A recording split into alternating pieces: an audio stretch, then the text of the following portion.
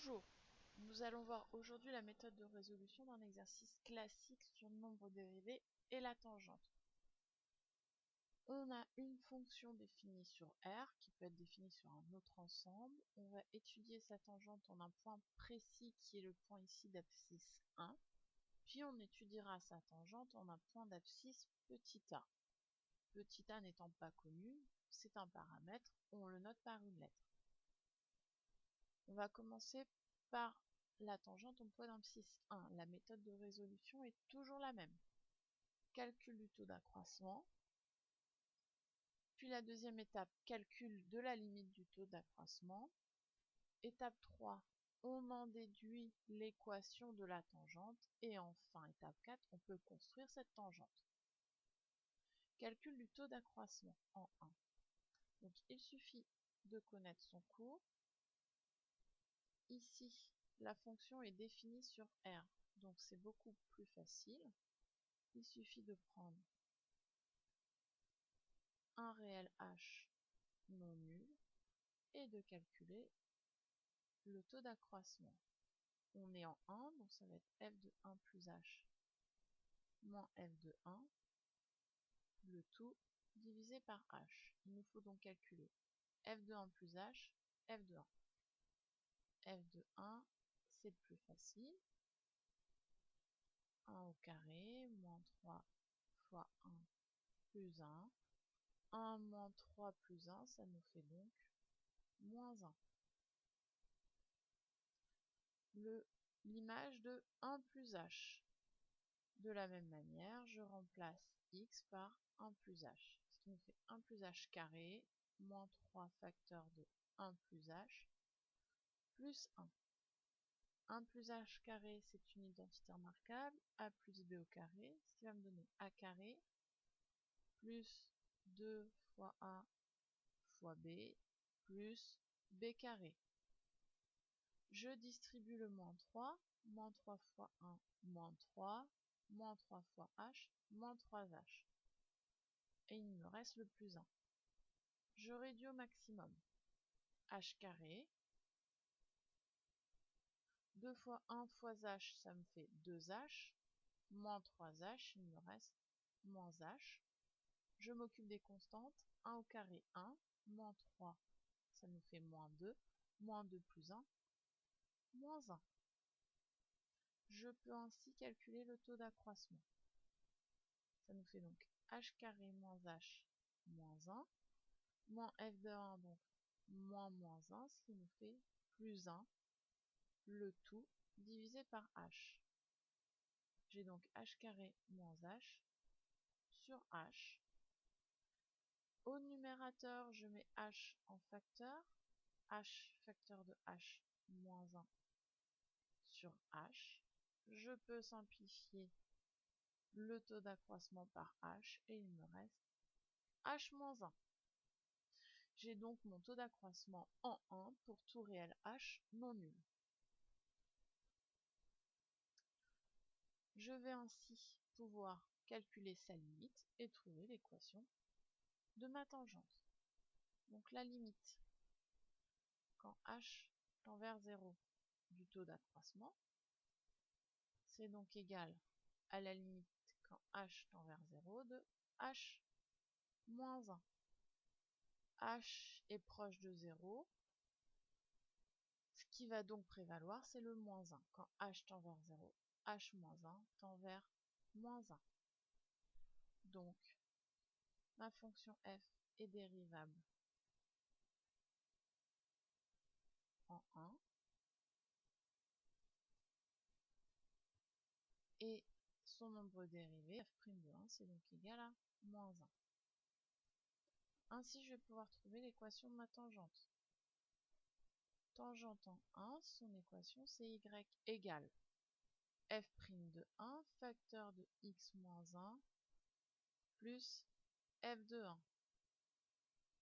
Ça nous fait donc moins 1, c'est le résultat qu'on va trouver au-dessus, facteur de x moins 1, plus l'image de 1, on avait trouvé moins 1. Je développe, moins x plus 1 moins 1, L'équation, c'est donc y égale moins x. Je vais pouvoir construire ma tangente. Je commence par repérer 2 points. Le premier point est facile, c'est le point de la courbe d'abscisse 1. Il se situe donc ici. Ensuite, je connais le coefficient directeur de la droite qui est moins 1.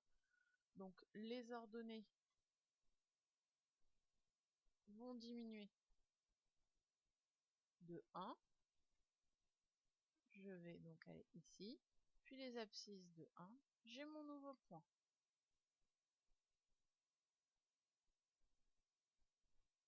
Pour tracer une droite, il me faut 2 points. C'est bon, je peux y aller.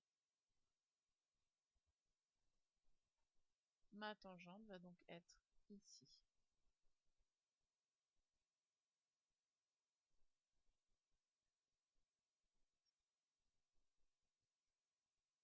Bien évidemment, on n'oublie pas d'indiquer le nom à côté. Tangente en 1. On refait exactement les mêmes calculs pour le cas général. J'ai donc, pour tout h non nul, mon taux d'accroissement, ici, c'est f de a plus h moins f de a sur h. Je calcule chaque image, f de a plus h, c'est donc a plus h au carré moins 3 facteurs de a plus h plus 1 moins f de a, ce qui nous fait a carré moins 3a plus 1. Le tout divisé par h. Identité remarquable, a carré plus 2a fois h plus h au carré. Je distribue le moins 3, ça nous fait moins 3a moins 3h plus 1. Ici, je distribue le moins 1, donc moins a carré plus 3a moins 1. Le tout divisé par h. Je regarde ce qui peut être simplifié. A carré moins a carré moins 3a plus 3a 1 moins 1. Il me reste au final h carré plus 2ah moins 3h sur h. Comme tout à l'heure, je peux factoriser mon numérateur par h. J'ai h facteur de h plus 2a moins 3, le tout divisé par h. Mon taux d'accroissement est donc égal à h plus 2a moins 3.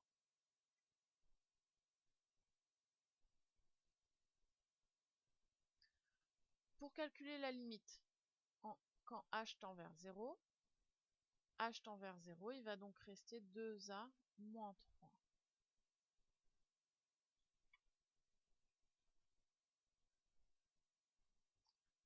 Donc la limite, quand h tend vers 0, du taux d'accroissement, on vient de dire que c'était donc la limite, quand h tend vers 0, de 2a moins 3 plus h.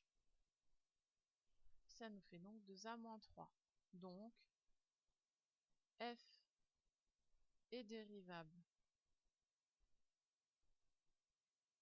en a et f' de a est égal à 2a moins 3. On peut vérifier un petit peu nos calculs par rapport au nombre dérivé en 1.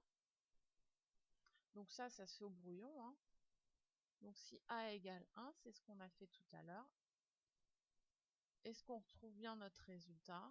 Oui, on trouve bien moins 1. Donc on trouve bien le même résultat qu'on avait trouvé dans la question 1. A priori, on ne s'est pas trompé dans nos calculs. Autre méthode pour vérifier ces résultats, notamment pour la question 1, on le fait à la calculatrice. Je vous ai mis la vidéo, comment j'ai fait sur la calculatrice. Voilà pour cet exercice.